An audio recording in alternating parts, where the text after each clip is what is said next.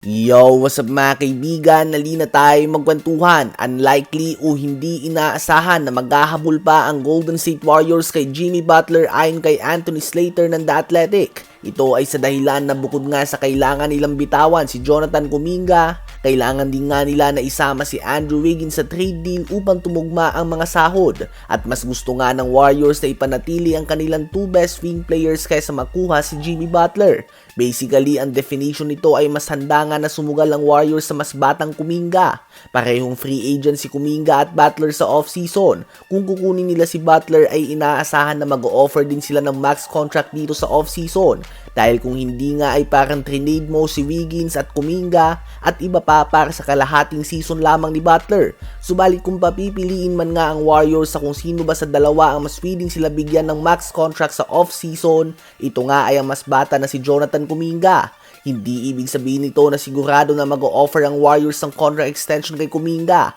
Bagkus ayaw lang nga nila na saraduhan ng kanilang pinto at matali sa 35-year-old Jimmy Butler na medyo nag-decline na din at napadami na ang mga injuries. Gusto nga nilang ipanatili na bukas ang kanilang options para sa 2025 free agency.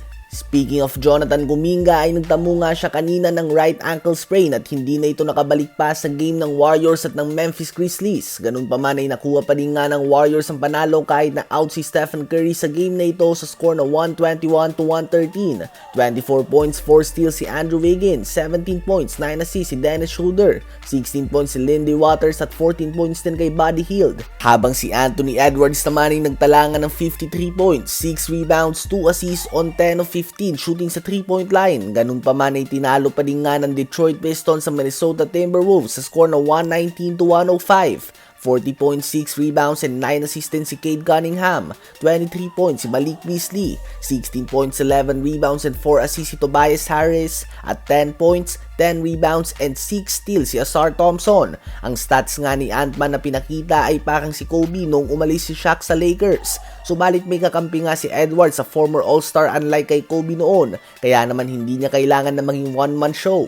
Nakabawi naman ang Denver Nuggets sa San Antonio Spurs sa second game ng kanilang back-to-back matchup. Overtime win para sa Nuggets sa score na 122-111. Kung last game nga ay gumawa ng 41 points, 18 rebounds and 9 assists si Nikola Jokic, well ngayon nga ay gumawa ang reigning MVP ng 46 points, 9 rebounds, 10 assists, 2 steals and 2 blocks. 28 points and 10 rebounds din si Michael Porter Jr. at 13 points, 6 rebounds, 5 assists and 5 steals si Jamal Murray. Sa Spurs naman ay 22 points si Harrison Barnes, 20 points, 23 rebounds and 4 blocks si Victor Wembanyama at 19 points and 8 assists si Devin Vassell.